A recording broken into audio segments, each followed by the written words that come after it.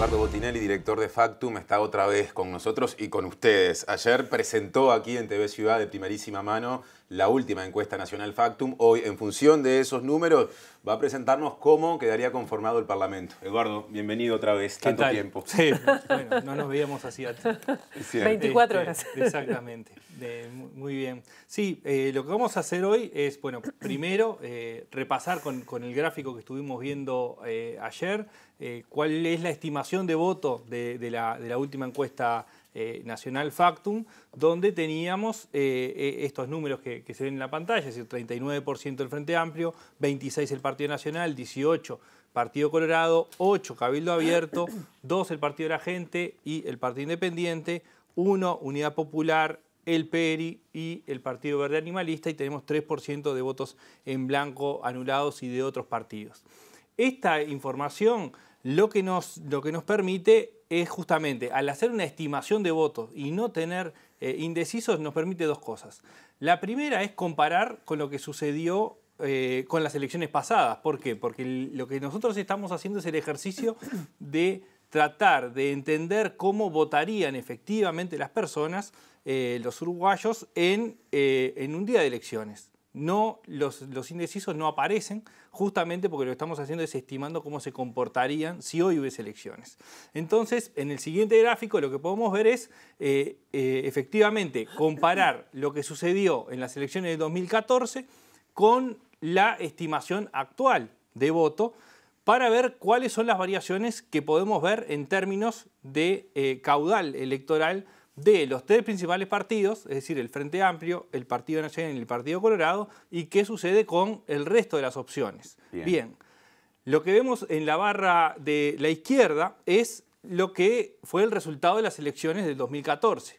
48% el Frente Amplio, 31% el Partido Nacional, 13% el Partido Colorado y un 5% era el resto de las opciones. Bien, cuando comparamos con la columna de la derecha, que es la estimación actual de votos, vemos que aparece el Frente Amplio con 39%, es decir, hay una baja de 9 puntos porcentuales entre el comportamiento en las elecciones y cómo votaría hoy si hubiese elecciones de Parlamento y Presidente. En el caso del Partido Nacional, que votó 31, pasa a 26, es decir, 5 puntos menos, y el Partido Colorado de 13 pasa a 18, es decir, 5 puntos más. Hay un trasvasamiento que no es lineal, pero sí matemáticamente da la misma cuenta, es decir, Partido Nacional y Partido Colorado sumados votarían lo mismo que hace 5 años. El Frente Amplio perdería 9 puntos y el saldo pasa a las nuevas opciones.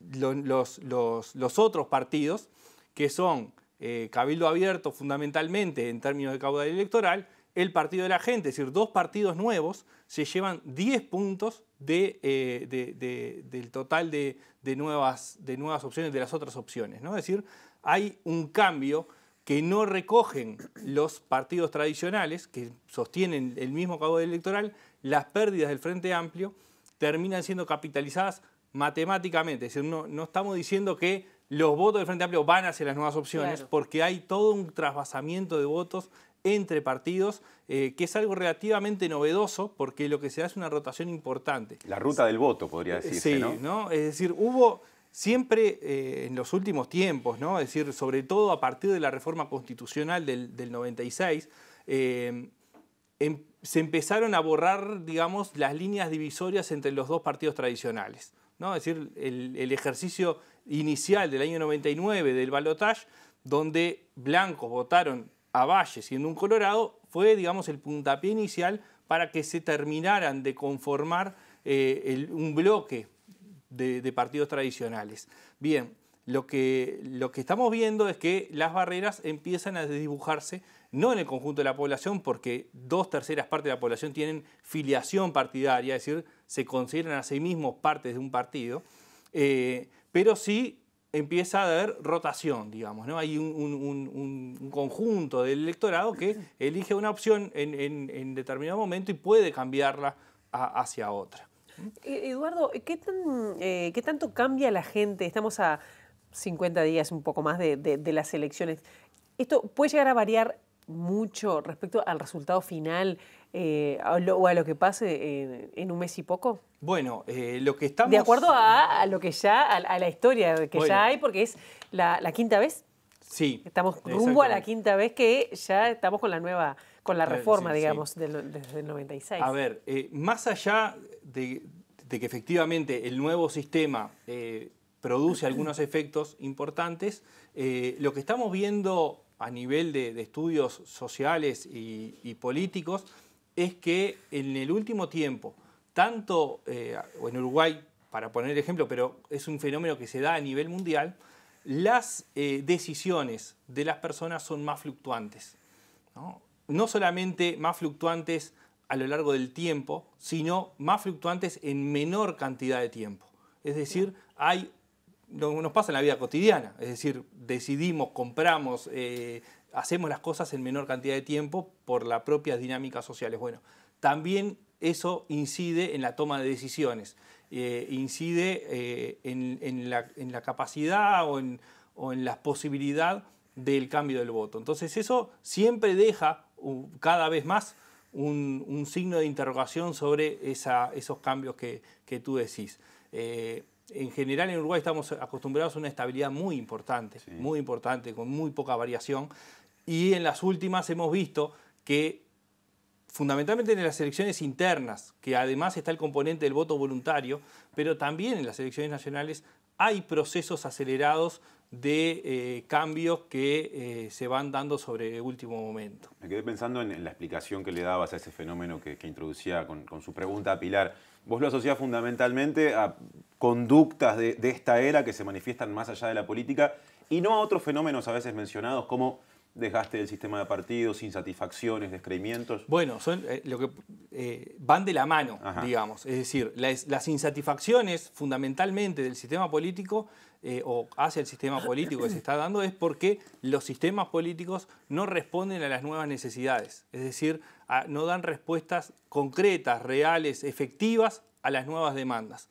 Mientras hay olas que piden, por ejemplo, para poner ejemplos mundiales, ¿no? Más transparencia en las cuentas políticas, los sistemas políticos tardan en dar respuesta a esa transparencia. Cuando vienen movimientos medioambientales fuertes o antisistémicos fuertes, los sistemas tienden a demorar en dar respuesta. Entonces eso va produciendo un desgaste en la relación entre la ciudadanía y el sistema político. Cuando se van adecuando y como respuesta a eso, aparecen los fenómenos nuevos que vamos viendo en Europa, en Estados Unidos, de figuras que dan una respuesta desde un lugar nuevo a esas demandas rápidas.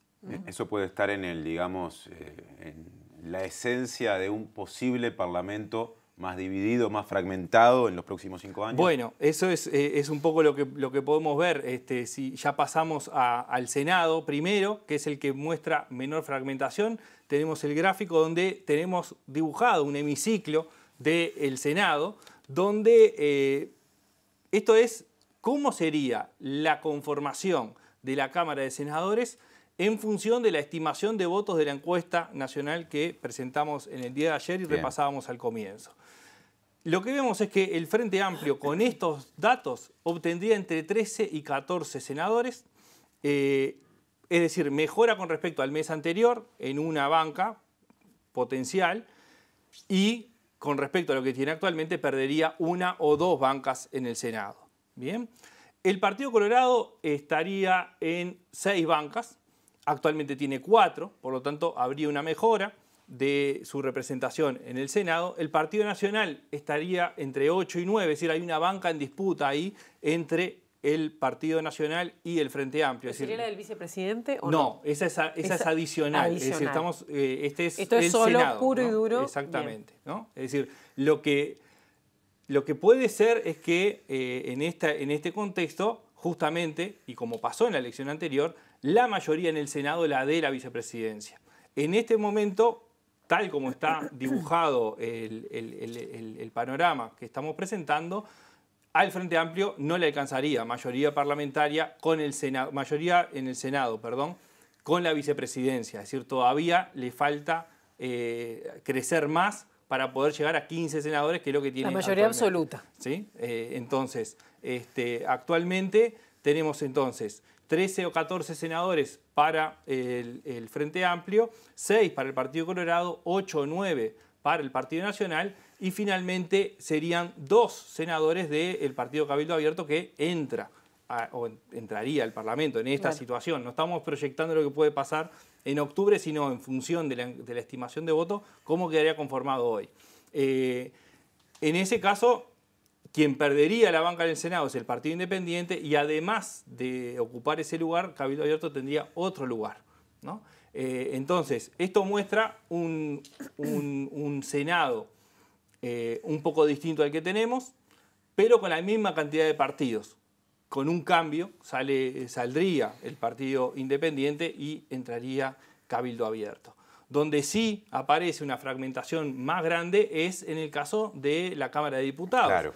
Ahí tenemos el otro hemiciclo que muestra cómo sería la conformación de la Cámara de Diputados con estos resultados que estamos viendo de la encuesta de estimación de votos. Multicolor, se me ocurre decir. Exactamente, ¿no? Sería mucho más fragmentado que lo que tenemos actualmente.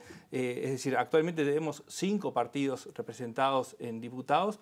Podríamos llegar a tener hasta 9. Esto no quiere decir que los 9 partidos ingresaran, pero sí habría una fragmentación mucho más grande de lo que estamos acostumbrados en Uruguay, de lo que estamos acostumbrados últimamente, donde tendría Unidad Popular, para arrancar en el orden del propio hemiciclo, Unidad Popular, un diputado, que es lo que tiene actualmente. Claro. Aparentemente, o por la consecución de encuestas que estamos teniendo y la estimación de votos que estamos teniendo, el PERI podría estar ingresando al Parlamento. La otra vez quedó afuera por 4.800 votos, es decir, quedó muy cerca de ingresar. Estamos hablando de 30.000 personas más o menos. 25.000, 25 ya más o menos sería. Con 26.000 se paga la banca, digamos, claro, en términos de votos. Bien, entonces el PERI tiene una posibilidad real de ingresar a la Cámara de Diputados.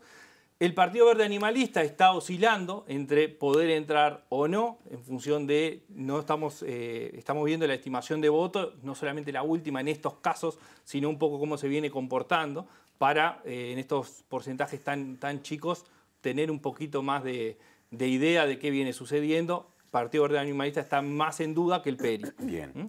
Después tenemos al Frente Amplio. El Frente Amplio hoy está oscilando entre 39 y 41 diputados, un poco en función de cómo sea el reparto del resto de las bancas. Actualmente tiene 50, es decir, tendría una pérdida de entre 9 y 11 diputados. Es una pérdida muy importante, claro, y lo aleja claramente de la posibilidad de mayoría parlamentaria propia, que es un poco lo que estuvimos viendo también ayer en función de los resultados. Ahora queda como bastante más graficado ese peso en la distribución de bancas en diputados. El Partido Independiente hoy está marcando como para obtener 2 bancas parlamentarias. Una menos de las que tiene ahora. Una menos de la que tiene ahora. El Partido Colorado está entre 18 y 19 bancas en diputados, lo cual le hace también crecer 5 o 6 bancas en función de cuánto logre captar. El Partido Nacional estaba en 26-27, hoy haciendo la estimación de acuerdo a la última encuesta, con lo cual tendría una pérdida de 5 o 6 bancas también. Esto es bastante lineal con el Partido Colorado y lo que veíamos en términos de la comparación de la encuesta con lo que fue la elección anterior. Y finalmente tenemos al Partido de la Gente, que tendría entre 1 y 2 diputados, también están en disputa en función un poco de cómo se termine distribuyendo los votos concretos, y Cabildo Abierto con 8 diputados, ¿no? Entonces, importante bancada. Exactamente. Esto abre muchas incógnitas, sobre todo pensando en la gobernabilidad. Claro. Exacto, ¿no? Cómo construir las mayorías, ¿no? Para aprobar las leyes. Y esto mismo tiene un efecto el 27 de octubre, cuando finalmente este resultado se dé de alguna forma, esperemos, similar a esto, digamos, en función de los resultados que vayamos teniendo. Eso va a determinar también el escenario hacia el 24 de noviembre. Es decir, de acuerdo a cómo se distribuyan las bancas, eso puede dar un mojón inicial al resultado de la segunda vuelta para un lado o para el otro. Claro. ¿No? Es decir, los arreglos para lograr las mayorías de cara a los 5 años siguientes. Exactamente. A ver, cómo se distribuyan las bancas y cómo se vaya construyendo las posibilidades o no de coalición. ¿Quiénes integran una coalición y quiénes no? Hoy lo que estamos viendo es que el Partido Nacional y el Partido Colorado solos no les alcanza para la mayoría parlamentaria propia como bloque. Tendría que tener algún aliado más. Con el Partido Independiente, hoy, según estos cálculos, todavía tampoco. Entonces, bueno, ¿hay algún aliado más? ¿La Cabildo Abierto es parte o no es parte? ¿El Partido de la Gente es parte o no es parte? Y los más chicos, inclusive, que no también sabemos cuántas personas tendrán representando. Exactamente, ¿no? Y el Frente Amplio también. ¿Cómo va a trabajar comunicacionalmente, políticamente, una construcción de un gobierno o de un potencial gobierno sin mayorías parlamentarias y sin aliados automáticos como hoy están tratando de hilvanar los partidos tradicionales o la oposición un poco más ampliada? El repaso de la composición hoy, de cómo quedarían las cámaras en función de la última encuesta nacional Factum, me dejó pensando en un escenario que se menciona poco. Y es que el Frente Amplio, si es que accede a la presidencia, pueda llegar a tener mayoría en el Senado, pero no en diputados, si es que consigue primero 15 bancas en el Senado, porque en ese caso la vicepresidencia de la República le aseguraría el voto 16. ¿Qué tan posible es ese esquema? Porque hoy da de 13 a 14, o sea, la banca 15 está capaz que algo más de 70.000 votos, no sé cuántos votos exactamente, cerca de 100.000. Sí. Es decir, ¿es un escenario alocado ese? No, de hecho estuvo muy cerca de suceder en la elección anterior, que el Frente Amplio tuviera la presidencia, la vicepresidencia y mayoría con la vicepresidencia en la Cámara de Senadores, pero no en la Cámara de Diputados. Ahí hoy está mucho más lejos, ¿no? En diputados hoy está muy lejos. Sin dudas está mucho más lejos. Hoy el escenario claramente es que es muy poco probable que el Frente Amplio obtenga mayoría parlamentaria. Tendría que tener un crecimiento muy importante a costa de otros. Además, recordemos que acá estamos hablando de una estimación de voto de comportamiento. Por lo tanto, cualquier crecimiento hacia cualquier lado implica que otro tiene que caer, ¿no? O sea, tiene que quitarle votos a otro. Una pregunta que me surge cuando estabas presentando cómo quedaría compuesto el diputado, sobre todo con esa caída en el torno de 10 representantes en la Cámara Baja, menos para el Frente Amplio. ¿Por dónde los podría perder? ¿Por Montevideo o por el interior? Bueno, ahí en realidad iba a depender un poco de cuál sea el nivel de votación que obtenga en la distribución dentro de los propios departamentos y cuánto vote Montevideo. En principio, por cómo se viene comportando, las pérdidas serían más en el interior que en Montevideo. Pero todavía, en realidad todavía no lo tenemos porque en la adjudicación de bancas juegan muchos elementos. Primero es partidario, después va por los departamentos, ¿no? Entonces se van adjudicando según el cociente. Y después otra pregunta que capaz que no la tenés ahora, pero es una cuestión que está sobre la mesa, que tiene que ver con la presencia de mujeres en el Parlamento, que ahora quedó nuevamente la ley de cuotas, sin trampas, porque está también para titulares y para suplentes. ¿Cambiaría radicalmente? Es decir, ¿se incrementaría más del 20% y poco que tenemos hoy? Bueno, lo que vimos del comportamiento de la ley de cuotas en la elección anterior es que en el Senado funciona. ¿Por qué? Porque el Senado es una única jurisdicción, es decir... Claro, nacional. Claro, entonces ahí las bancas se van repartiendo por partido y no implica el lugar en la lista a nivel departamental, ¿no? Que sí juegan en diputados. Entonces, de acuerdo a cómo se vayan distribuyendo las listas, las bancas, perdón, a lo largo de los departamentos, en realidad, según quién en general encabezan los hombres, ¿no? Eso es algo que se repite, entonces hay más probabilidades de que cuando es una banca se le adjudique a un hombre. Esto de que sea más paritario, digamos, en la distribución, implica una mayor probabilidad de que ocurran un crecimiento de mujeres en diputados.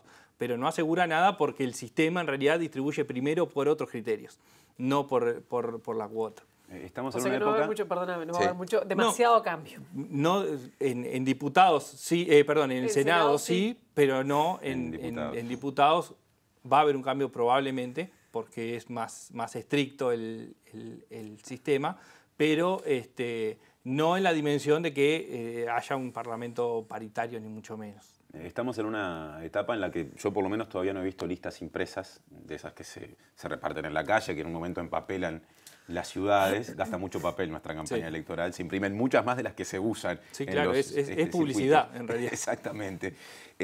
Y me pregunto, a los efectos de incidir en la intención de voto que después se estima Factum, ¿cuánto tracciona tener la lista impresa y saber que además de votar a tal o cual candidato a la presidencia y a la vice, estoy votando a fulano, mengano, sultana, a senadores o a la Cámara Baja? Bueno, sin dudas hay figuras que traccionan, como tú decías, ¿no? Es decir, hay figuras que mueven un poco a la gente o atraen más, y otras que son más desconocidos. Es decir, ahí hay todo un voto que tiene que ver con una estructura y unas dinámicas que muchas veces lo que se piensa es en la dinámica montevideana o nacional y no se piensa en las dinámicas departamentales del interior. Ahí las listas al diputado y los nombres de las listas a diputados pueden mover un poco algunas preferencias. En general, eso de las listas mueve mucho más a la interna que entre partidos. Que para pescar afuera. Exactamente. Digamos. Sin embargo, hay algunos estudios que nos muestran que estas dirigencias locales pueden retener votos en un partido que los pierden, por ejemplo, en el balotaje, ¿no? ¿Por qué? Porque es un voto más al Parlamento, al dirigente local, que después no sigue a la presidencia, ¿no? O al candidato a presidente. Y también está jugando, sobre todo más en la diferencia entre el interior, los acuerdos locales que a veces no se condicen con los acuerdos a nivel del Senado, a nivel nacional, ¿no? Sí, Eso claro. está generando, quizás en algunos departamentos, algunos problemas adicionales. Sí, ¿no? eso se da mucho más en el Frente Amplio. En el Frente Amplio se está dando, que tiene claro. menos institucionalizadas algunas corrientes, que el Partido Nacional las tiene más claras, el Partido Colorado también. Por más que hay fragmentaciones en algún departamento o acuerdos específicos, en general están como más claras las líneas. En el Frente Amplio sí hay algunos cruzamientos, a veces hasta un poco raros y con números de listas que son eternos porque van juntando los números de cada una y producen desacoples, digamos, entre lo departamental y lo nacional. Son listas casi número de teléfono algunas. Sí.